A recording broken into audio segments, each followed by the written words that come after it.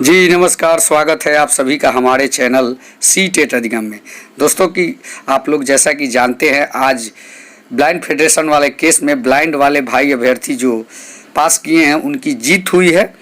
और इसके लिए हमने आज उपाध्यक्ष जो ब्लाइंड फेडरेशन के उपाध्यक्ष हैं मिस्टर RK सिंह, उनका साक्षात्कार किया और कुछ सवाल जो थे अभ्यर्थियों का भी था और मेरा भी था, कमेंट में भी आ रहे थे ऐसे सवाल। जो सवाल था कि क्या होगा अप्लाई के लिए, आप लोग का कितना दिन का डेट मिलेगा, इस चीज़ों को मैंने उनसे गहनतापूर्वक पूछा और संतोषजनक जवाब भी मिला। मैंने ये भी पूछा कि सीटेट दिसंबर और जनवरी के ब्लाइंड वाले भाई जो पास किए हैं उनका क्या होगा। और एक सवाल मेरा ये भी था कि क्या रोस्टर में बदलाव संभव है क्या, इसका भी जवाब उन्होंने संतोषजनक ही दिया है। आप आगे वीडियो में इसको सुन सकते हैं।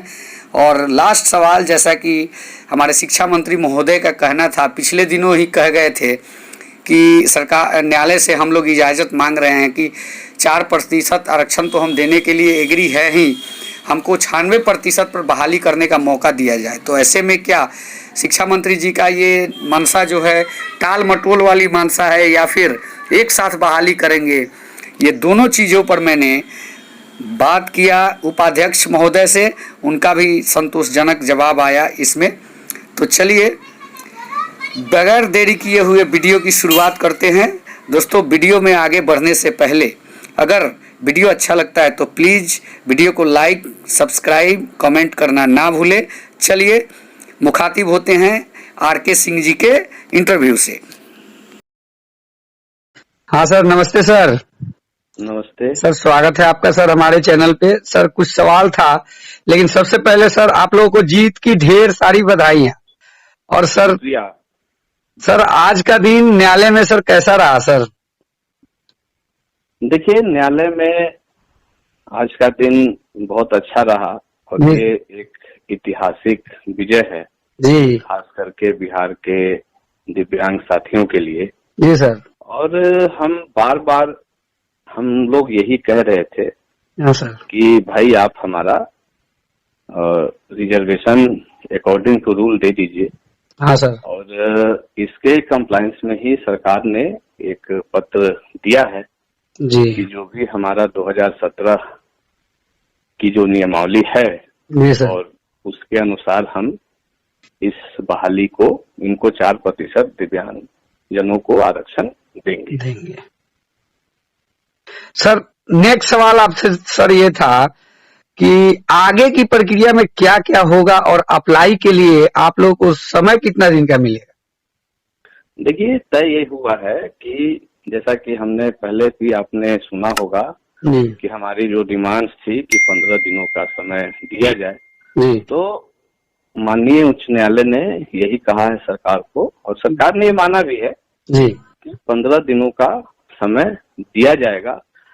और एक बात मैं आपको बहुत स्पष्ट करता चलूं कि ये जो समय दिया जाएगा ये उन्हीं लोगों को दिया जाएगा जो कि एडवर्टाइजमेंट डेट, जो विज्ञापन डेट है, उस डेट में जो अर्हता जो अभ्यर्थी हैं उन्हीं को ये मौका दिया जाएगा।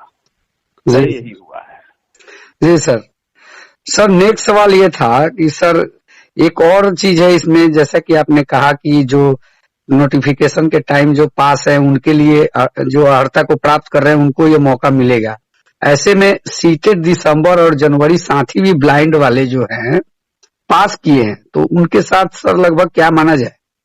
देखिए, इस विषय में मुझे कुछ नहीं कहना है। हमने आपको पहले ही कहा कि उन्हीं को मौका मिलेगा जो एडवर्टाइजमेंट डेट के अपनी अर्हता प्राप्त करते हैं। जी सर एक चीज और पूछना चाहेंगे आपसे कि सर क्या रोस्टर में बदलाव भी संभव है क्या? देखिए, रोस्टर में अब बदलाव का कोई बहुत ज्यादा वो है नहीं, केवल हमारी ही सीटों को नोटिफाई करेंगे।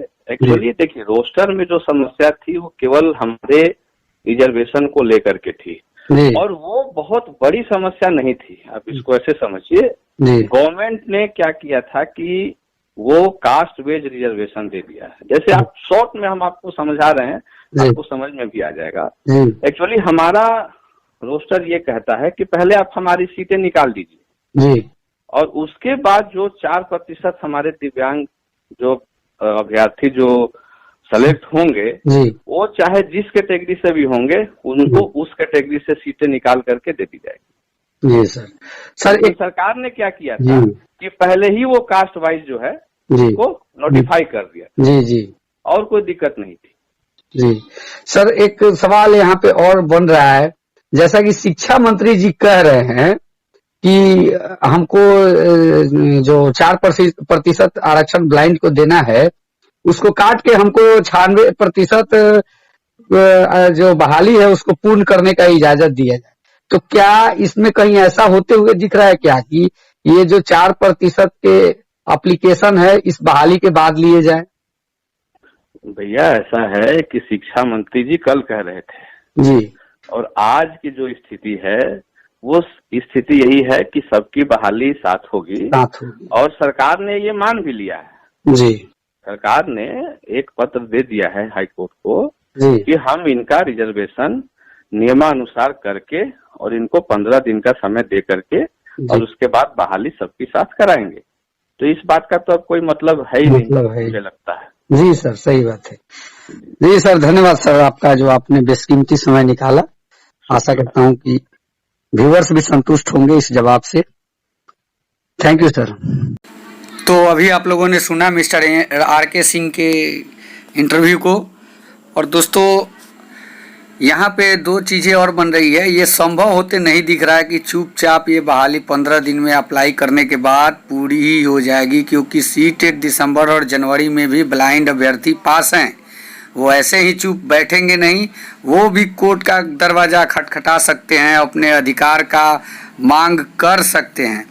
जी हाँ, इससे पहले कि ये भी बता दूं कि बहाली में बगैर रोस्टर में बदलाव या बिना संशोधन किए हुए, बिना ये मेंशन किए हुए 4% को ये बहाली होने वाली नहीं है।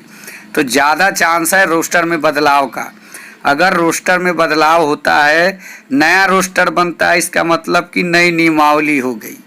नई नियमावली होने पर सबको लेना पड़ेगा, क्योंकि इससे पहले का अर्हता हम भी रखते हैं।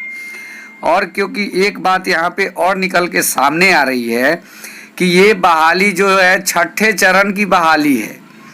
इससे पहले ब्लाइंड अभ्यर्थियों को कोई मौका नहीं दिया गया। तो अगर इस बात को भी देखा जाए तो बीच में इनको भी तो मौका मिला, इनके लिए भी तो नियम को ताक पे रखा गया।